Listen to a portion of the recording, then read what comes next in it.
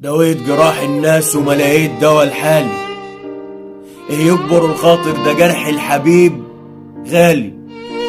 انا بس كان ذنبي اني عايش طيب، لا يوم اذيت حد ولا يوم نهيت ود ورضيت ابات مظلوم احسن ما بات ظالم، فاذيت بايديا نفسي ولا ارتاح في يوم بالي.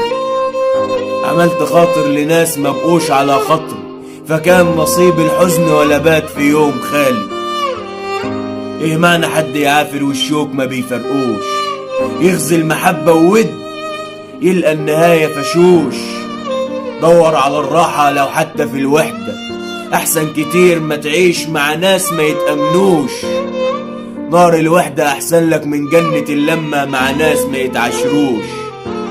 لو عشت وحدك ارحم ما تضيع العمر مع ناس ما يستاهلوش. طوق النجاة في البعد عن خلق معيوبة، ليه بس توجع قلبك مع ناس قلوبهم سودة؟ ليه بس تهلك روحك في طريق ماهوش سالك وتضيع العمر في سكة مسدودة؟ ايه فايدة اللمة وبينهم ملكش امان؟ اوعاك في يوم تقبل تكون ركين عالرف، كرامتك حافظ عليها تفضل كبير في عين نفسك وفي عين الناس متصان. ايه معنى انك تخلص فتلاقي الجزاء تتخان؟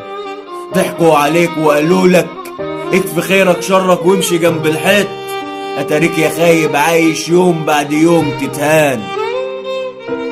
عيش بس واسند نفسك ولا مرة تدي امان، عيش بس واسند نفسك ولا مرة تدي امان.